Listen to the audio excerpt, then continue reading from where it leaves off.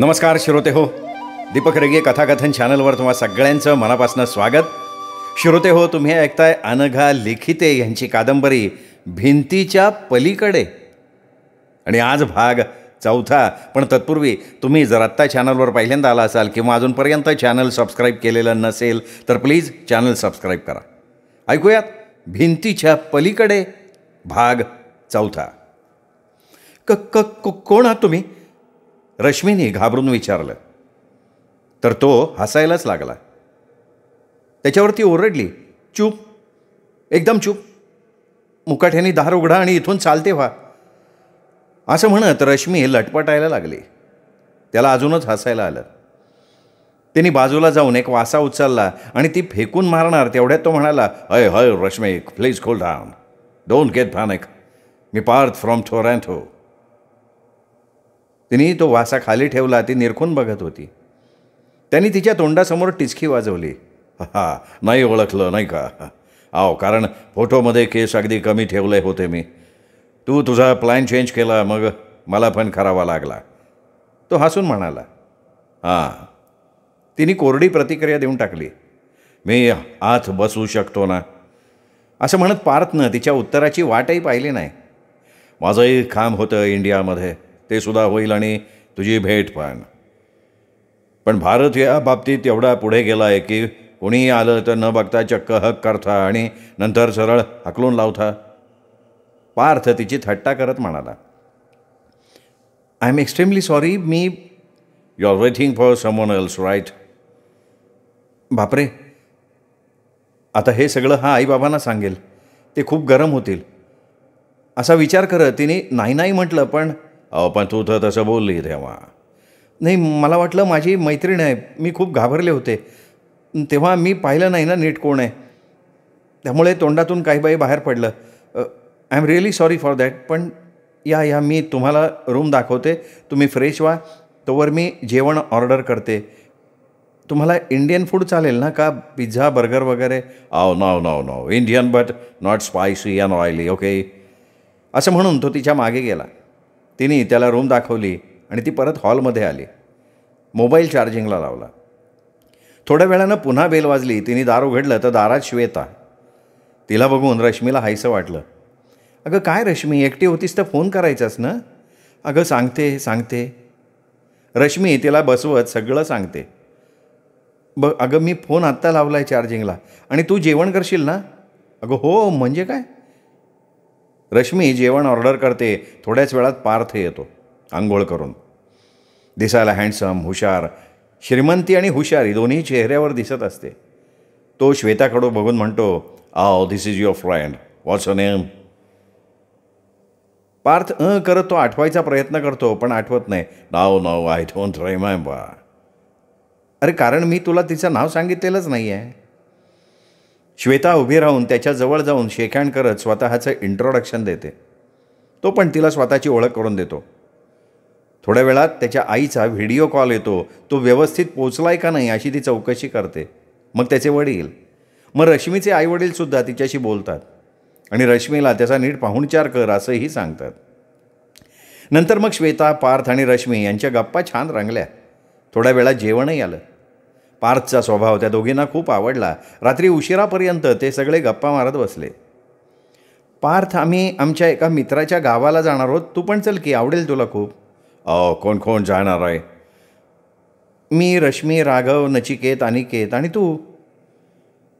अगं एखाद्या वेळेला रुपल पण येईल, मी तिला काल विचारलं आहे. अगं ती कशाला? आय मीन ती तर नेहमी तिच्या ग्रुपमध्ये असते ना. श्वेताला पार्थ आवडायला लागला होता आणि रुपल दिसायला रश्मीपेक्षा सुंदर होती. त्यामुळे तिला वाटलं की पार्थला ती आवडली तर आपला पत्ता कट. नाही, शक्यतो नाहीच येणार रुपल. रश्मी, उद्या माझ्या घरी यायचं आहे तुला. पार्थ, तू सुद्धा. परवा आपण माझ्या घरनंच निघणार आहोत, त्या तयारीत या तुम्ही.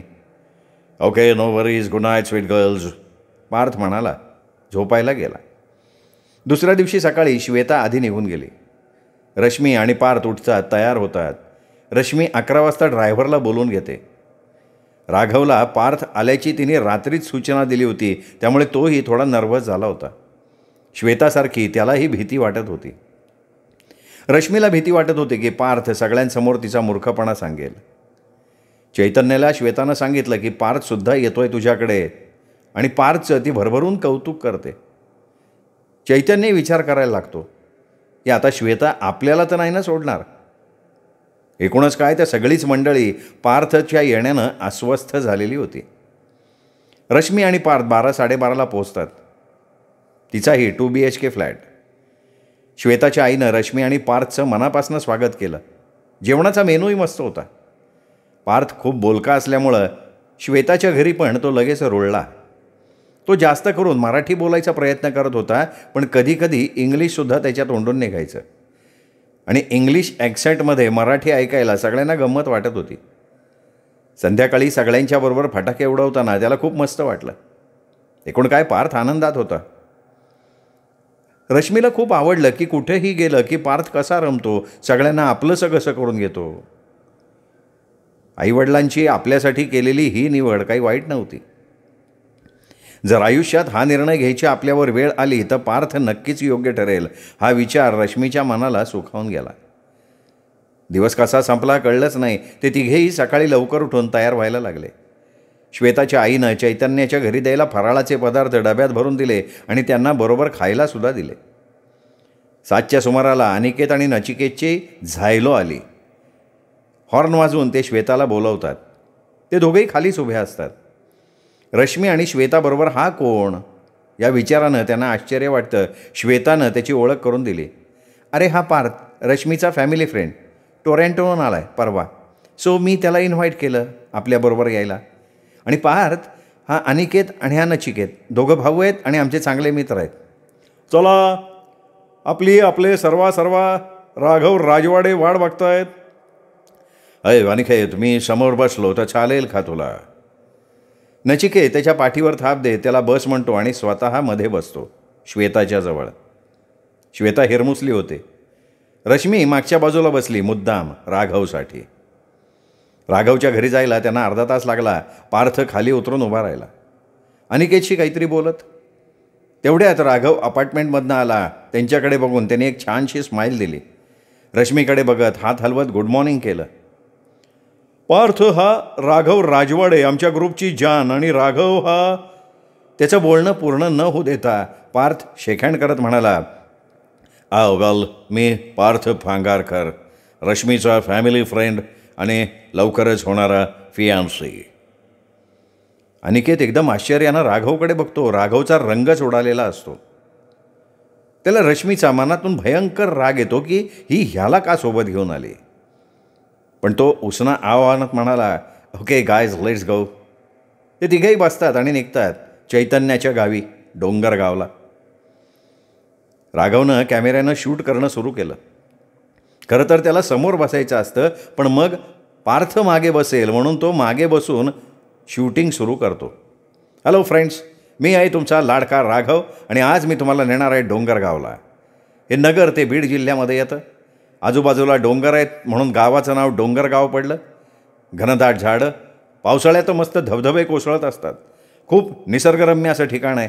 लोकवस्ती सुमारे 1000-1500 असावी. आम्ही सगळे निघालो ठाण्याहून.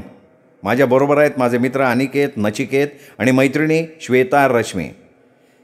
आमच्यासोबत आज एक विदेशी पाहुणासुद्धा आलेला आहे, पार्थ. तर मग तुम्हीही चला, मस्त एन्जॉय करा, चॅनल सबस्क्राईब करा आणि ह्या ठिकाणाला नक्की भेट द्या. एवढं बोलून त्याने कॅमेरा बंद केला आणि तो बोलायला लागला. काय रश्मी, कशी गेली दिवाळी? आवडलं का नाही आपलं घर? हो, मला घरी सोडल्यावर मी त्या आठवणीत कधी झोपले कळलंच नाही. आणि तुझ्या घरच्या वातावरणात मोबाईलकडे सुद्धा पाहिलं नाही मी, त्यामुळे बॅटरी डाऊन झाली होती माझी पूर्ण. आणि काय रे पार्थ, तू कधी आलास? पार्थला एकदा चावी दिली की त्याची बडबड अखंड सुरू होते आणि तशी ती झाली. सुरुवातीला उगाचच आलेला पाहुणा कधी मनात घर करून गेला सगळ्यांच्याच लक्षात नाही आलं. सगळे फुलटू मस्तीच्या मूडमध्ये होते. कधी पार्थ तर कधी अनिकेत तर कधी नचिकेत ड्राईव्ह करत होता, कारण राघव शूटिंग करण्यात मग्न होता. नॅशनल हायवे नंबर 61, 7 तासांचा प्रवास. मध्ये फ्रेश होणं, जेवण, टी ब्रेक, 2 तास सहज जातील. म्हणजे आपण चैतन्याच्या घरी संध्याकाळी 6 नक्की पोचू. अरे हो, पण तिथे गेल्यानंतर काय प्लॅनिंग आहे? अगं तिथे आपण आधी सगळी प्रेक्षणीय स्थळं बघून घेऊ, कारण तू आणि नची त्या वाड्यात जायला घाबरता ना. पण मी तुला एकट्याला नाही जाऊन देणार हा त्या वाड्यात, मी सुद्धा येईन. अरे बाप रे राघव, तुझी बॉडीगार्ड जबरदस्त आहे बरं का. पार्थ तिला चिडवतो. मग आम्हाला कोण वाचवणार?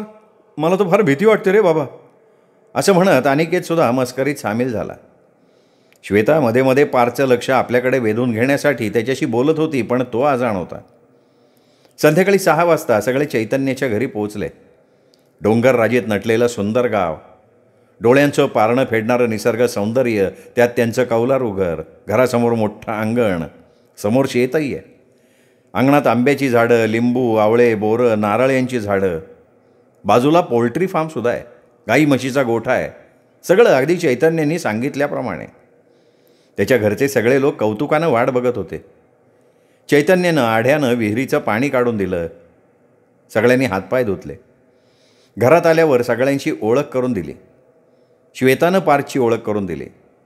पार्थला हा अनुभव अभूतपूर्व होता. त्यांनी लगेच त्याची प्रतिक्रियासुद्धा देऊन टाकली. चैतन्याच्या आईनं चहा पोहे केले आणि नंतर सगळे फ्रेश होऊन अंगणात बसले गप्पा मारत. आता चैतन्यसुद्धा पार्थच्या बाबतीत रिलॅक्स झाला होता. त्याला कळलं होतं की रश्मीचं लग्न पार्थच्या बरोबर ठरलं आहे. राघवच्या मनात विचार येत होता की पार्थला सगळं खरं खरं सांगावं. तो या विषयावर अनिकेतबरोबर बोलत होता. मलाही तेच वाटतं राघव, पण मी काय म्हणतो, तू त्याला क्लिअर सांगूनच टाक ना. अरे पण त्यांनी बवाल केला आणि सगळं घरच्यांना सांगून दिलं तर रश्मी मला भेटणं बंद करून टाकतील तिच्या घरचे लोक, किंवा लगेच तिचं लग्न लावतील. आणि मला तर सेटल व्हायला अजून किमान 2 वर्षे लागतील रे. बघ राघव, आपण त्याच्या मनात काय आहे ना ते जाणून घेऊ. एखाद्या वेळेस तो सुद्धा जबरदस्तीने लग्न करत असेल. अरे त्यालासुद्धा गर्लफ्रेंड असू शकते ना, आणि त्यांच्याकडे काय, तिकडे सगळं स्वैरच आहे. हे तुझं म्हणणं पटलं. चैतन्य ऐक ना. राघवने चैतन्याला आवाज दिला. चैतन्य त्यांच्याजवळ आला. आम्ही गावात एक फेरफटका मारायला जाऊन येतो, चालेल? अरे यार, हे काय विचारणं झालं का रे? जा, पण चौकातून पुढे डावीकडे नका जाऊ बरं का. चैतन्य त्यांना वॉर्न करतो. तितक्यात पार्थही येतो. हॅलो, मला सोडून कुठे निघालात तुम्ही? मी पण येतो, if you don't mind. Parth चल की. अरे आम्ही गावात फेरफटका मारायला निघालो आहे. राघव त्याच्या खांद्यावर हात ठेवत म्हणाला. फिरत फिरत ते एका कट्ट्यावर बसले. अनिकेत आणि राघव हळूहळू पार्थच्या मनातलं जाणून घ्यायला लागले. पार्थ, तुझ्या लाईफमध्ये आत्तापर्यंत कोणीच आलं नाही का? अनिकेत, तुला माहिती आहे, मी जेव्हा लहान होतो ना तेव्हापासून डोरथी नावाच्या मुलीवर खूप प्रेम करायचो. इनफॅक्ट करतो आहे मी. पण आईने काय केलं, आईने रश्मीला पसंत केलं आहे. आणि मी इथून जायच्या आधी रश्मीला सांगणार आहे की तू मला नकार दे. कारण मी नकार दिला तर आमच्या घरात चालणार नाही. आमच्या घरात ऐकून घेणार नाही कोणी, म्हणजे आई बाबा एक वेळ मानतील. पण पार्थ, रश्मी अशी मुलगी नाहीच आहे, आणि तिचे आईवडील तर अजिबात ऐकून घेत नाहीत तिचं. तुलाच नकार द्यावा लागेल अरे तिला. अरे पण आपण या विषयावर का बोलतो आहे? We will decide that. Parth, खरं सांगू, आपण हा विषय बोलतो आहे बिकॉज आय लव्ह रश्मी. राघवला राहवलं नाही. तो सरळ बोलून गेला. म्हणून मी भेटलो तेव्हा तुमच्या चेहऱ्यावर 12 वाजले होते. डोंट वरी राघव, मी रश्मीशी लग्न नाही करणार. पण तुला खूप पापड लाटावे लागणार. रश्मीची आई खुंखार आहे बरं का. असं म्हणत पार्थ हसायला लागला. हे दोघेही त्या हसण्यात सामील झाले. पार्थ अगदी दिसायला, स्वभावानं, पैशानं रॉयल होता. राघवला कॉम्प्लेक्स होत तर होताच. पार्थ, थँक्यू व्हेरी मच यार. माझ्या मनावरचं खूप मोठं ओझं उतरलं. पार्थ, राघव, चला आता, ते लोक वाट बघत असतील आपली. परत आल्यावर सरळ हातपाय धुवून ते आतमध्ये येतात. गरमागरम भाकरी, झणझणीत पिठलं, भात, ठेचा अशा अप्रतिम पदार्थांचा सुगंध दरवळत होता. रश्मी, श्वेता, नची जेवायला बसले होते. आजी भाकरी बनवत होत्या आणि काकू पोरांना हवं नको ते बघत होत्या. अरे बासारं पोरानू, आजी आपल्या खणखणीत आवाजात म्हणाली. सगळ्यांनी मस्त जेवण केलं, पण पार्थला ते फार तिखट लागलं. मग त्याच्या आईनं लगेच त्याच्यासाठी खीर आणि पोळी केली. मग स्वारी खुश झाली. आजी, खूप चांगलं केलं आहे तुम्ही पक्वान. धन्यवाद या खीरसाठी. खूप वर्षाने असं जेवण जेवतो. नंतर मग चैतन्याचे वडील आणि मोठा भाऊ शेखर जेवायला बसले. त्याचे वडील थोडे शांत आणि लाजरे होते. ओळख करून दिल्यानंतर त्यांनी सगळ्यांची विचारपूस केली आणि ते तिथनं गेले. सगळी मुलं एका खोलीत आणि दुसऱ्या खोलीत श्वेता, रश्मी, काकू आणि आजी. दिवाणखान्यात काका आणि चैतन्याचा भाऊ शेखर अशी झोपायची व्यवस्था केलेली असते. नोव्हेंबर महिना, कडाक्याची थंडी, अंगणात मस्त शेकोटी पेटवलेली असते. सगळेजण शेकोटीभोवती बसून गप्पा मारत बसतात. हे बघा पोरांनो, जास्त वेळ बसू नका, जंगली श्वापदं फिरतात इथं रातच्याला. चैतन्याच्या वडिलांनी आगाऊ सूचना दिली. पार्थ हॉरर गोष्ट सांगायला लागला. नची घाबरून आधीच आत निघून गेला. रश्मी अंगावर शॉल घेऊन राघवच्या जवळ बसली होती. गाव रात्री 8 वाजता शांत झालं.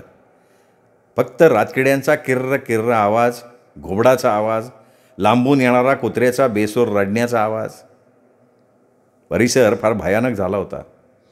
अनिकेत, राघव, चैतन्य आणि श्वेता मस्त रमले होते. तेवढ्यात जंगली प्राण्याचा आवाज आला. सगळे शांत झाले. चैतन्याच्या लगेच लक्षात आलं, अरे पटापटा चला आत, हा वाघाचा आवाज आहे बरं का. सगळे अगदी जीवाच्या आकांतानं धावत आत पळाले. चैतन्य, आपल्याला आतून बघता येईल का त्याला? राघव त्यांच्या खोलीत गेल्यानंतर विचारतो. ते लोक शेवटच्या खोलीत जातात. राघव, अनिकेत, पार्थ आपापले कॅमेरे ठेवून तयार बसलेले असतात. जवळपास अर्धा तास तरी उलटून गेलेला असतो. बाकीचे सगळे एव्हाना गाढ झोपलेले असतात. दिवसा मनोहर दिसणारे डोंगर रात्री भीषण दिसत होते. डोंगरावरच्या झाडीमधून सळसळ आवाज आला. हळूहळू तिथून वाघ आला. तिघेही व्याघ्र दर्शनाचा आनंद घेत होते. तेवढ्यात काकांचा आवाज आला. अगं ए पोरी, एवढी रातच्याला कुठे निघाली तू? ते तिघेही दचकले. वाघाला सोडून बाहेर दिवाणखान्यात आले. रश्मी दाराजवळ थबकली होती. राघवनी तिला गदगद हलवलं. ती भानावर आली. अगं कुठे निघाली आहेस? बंगल्यात जायचं आहे ना? विक्षिप्तपणे रश्मी म्हणाली. चैतन्याने तिच्या चेहऱ्यावर पाणी मारलं. रश्मी खडबडून जागी झाली. राघवनी तिला धरलं होतं. बाकीचे तिच्याकडे आश्चर्यानं बघत होते. मी इथे कुठे? अगं तू झोपत चालत आली आहेस आणि एवढ्या रात्री बाहेर चालली होतीस. बाहेर वाघाचा आवाज आला म्हणून आपण लगेच आत आलो. आठवतंय तुला? युसी, वाघ बाहेर आहे अजूनही, तू जाऊन झोप. ती आत गेल्यावर चैतन्य म्हणाला, मी बाहेरनं कडीच घालतो. अरे हो, पण ज्याला बाहेर जायचं झालं तो दरवाजा वाजवेल. पोरांनो, जाऊन झोपा. ते शेवटच्या खोलीत पुन्हा जाऊन बघतात, पण वाघ निघून गेलेला असतो. ते चौघे त्यांच्या रूममध्ये गेले. नची गाढ झोपला होता, पण राघवला झोप येत नाही. तो विचार करतो की रश्मीचा हा प्रॉब्लेम लवकरात लवकर कसा सॉल्व्ह होईल. बंगल्याचं आणि तिचं कनेक्शन काय आहे? त्या दिवशी तर म्हणाली की फक्त 5 तारखेला स्वप्न पडतं, पण आज तर 5 तारीख नाही आहे. बहुतेक मगाशी विषय झाला म्हणून सुद्धा असेल कदाचित. विचार करता करता राघवला झोप लागली. सकाळी 5:30 वाजता उठाऊठ झालेली होती. काकू, आजी, रश्मी, श्वेता यांच्या आंघोळीसुद्धा झाल्या होत्या. सगळी पोरं नदीवर गेली. श्वेता आणि रश्मी एकट्याच अंगणात बसून गरम गरम चहा घेत होत्या. थंडीमुळे दोघींनी शॉल घेतली होती अंगावर. अगं श्वेता, शॉल मस्त आहे, रश्मी म्हणाली. त्याच्यावर श्वेता लाजत लाजत म्हणाली, अगं ही त्यांनी दिली. ओ चैतन्याने? नाही ग, शेखरनी. काय? शेखर दादानी दिली शॉल? तो तुझ्याशी बोलला? अगं तो तर माझ्यापेक्षाही शांत आहे, शाय आहे. मला नाही वाटत अगं तसं. मी सकाळी 4:30 पावणे 5ला उठले होते. विचार केला बाहेर फेरफटका मारू म्हणून बाहेर आले, तर शेखर दंड बैठका मारत होता. त्याची पर्सनॅलिटी एकदम जबरदस्त. मी बघतच राहिले अगं. तो सुद्धा थांबला, माझ्याकडे बघत होता तो. नंतर माझ्या जवळ आला. माझ्या हृदयाची धडधडच वाढली अगं. त्यांनी खुर्चीवरची शॉल घेतली आणि माझ्या अंगावर टाकली आणि म्हणाला, या गाऊनमध्ये सौंदर्य खुलून दिसत असलं तरी बाहेर थंडी आहे. आणि काय गं, आणि काय? तिने लाजून रश्मीच्या कानात काहीतरी सांगितलं. Are you mad? हे चैतन्याला कळलं तर? अगं चैतन्याला कळलं तर काय रश्मी? मी काही कुणाला बांधील नाही आहे. मी कुठलंही प्रॉमिस केलेलं नाही आहे त्याला. अगं पण तुझं त्याच्यासोबतचं जे वागणं आहे त्यावरून कोणीही साधारणपणे हेच मानेल. आणि आत्ता तुला पार थावडायला लागला होता. मी काय करू सांग मला रश्मी. मी सगळ्यात बेस्ट मुलगा शोधते आणि मला वाटतं की तो बेस्ट मुलगा शेखरच आहे. अगं त्याचं ऑलरेडी लग्न झालं आहे. लग्न झालं होतं, आता तो एकटाच आहे. हे बघ श्वेता, तो कदाचित इतके दिवस एकटा आहे ना, म्हणून कदाचित त्याचा कंट्रोल सुटला असेल. तू शांतपणे विचार कर. तो तुझ्यासाठी की ठाण्याला किंवा मुंबईला स्थायिक होणार नाही. हे तुमचं क्षणिक आकर्षण आहे बास. रश्मीने तिला परिस्थितीची जाणीव करून दिली. मी त्याला विचारेन डायरेक्ट. अगं बाई, इतकी नको घाई करू. अगं त्याचे परिणाम काय होतील?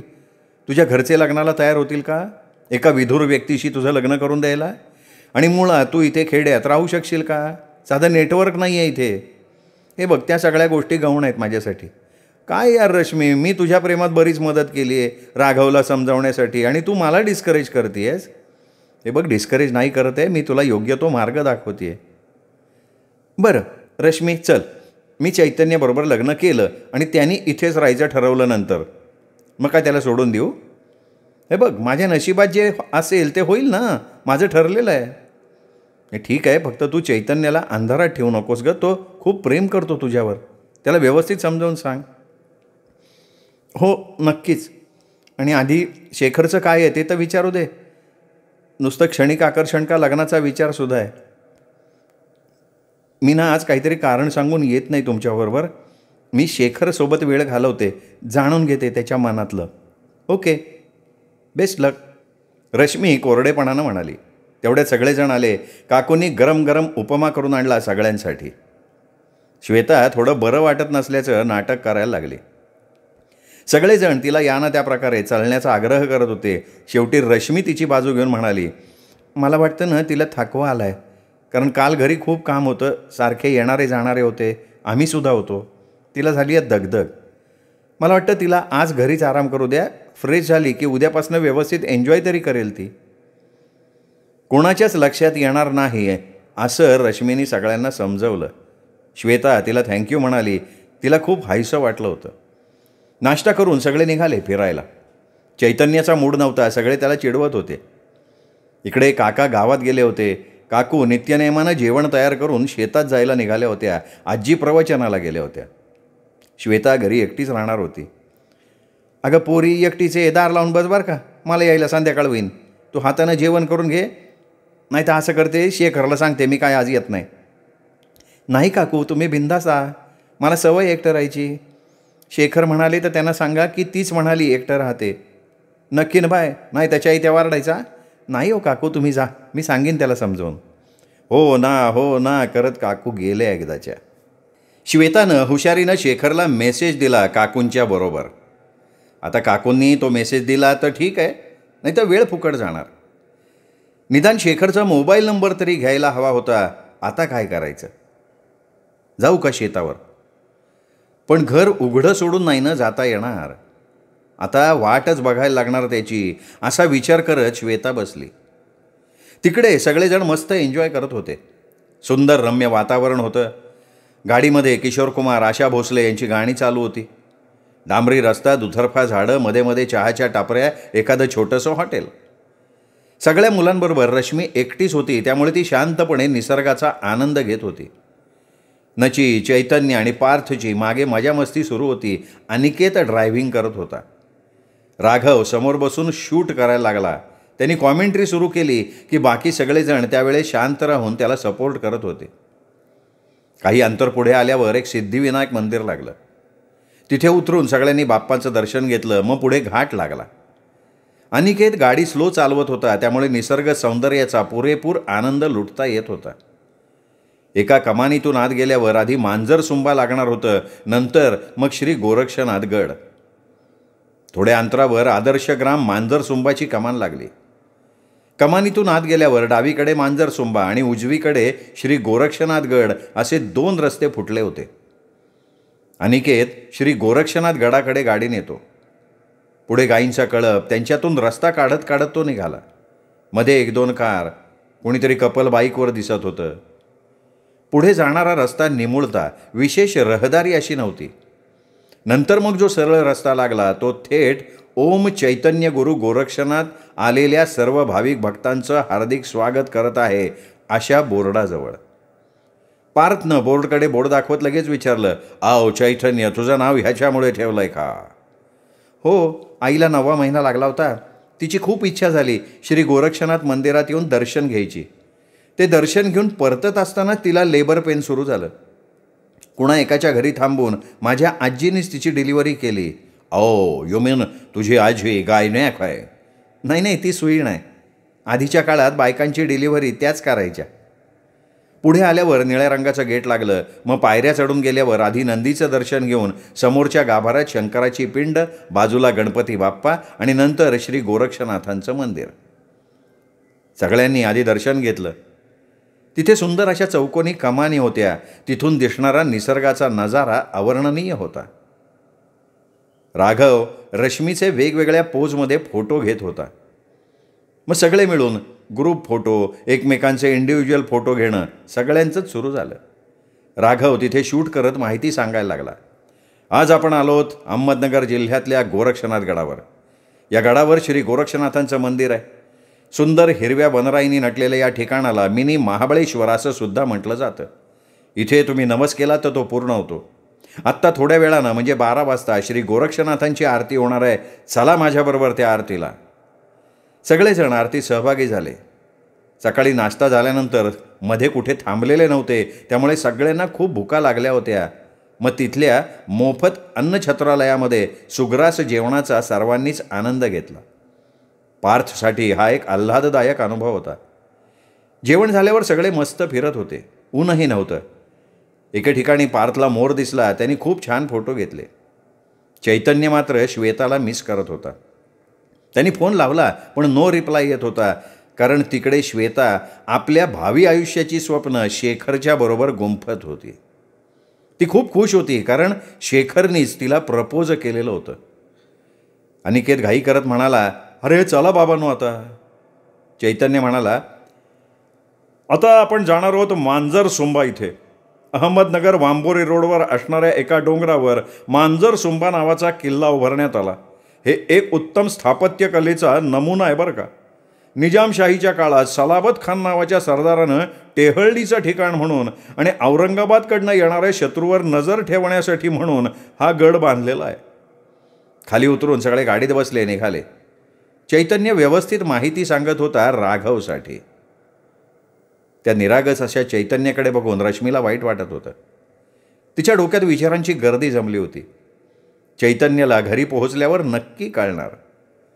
मग तो शेखर आणि श्वेताचं नातं कसं स्वीकारेल?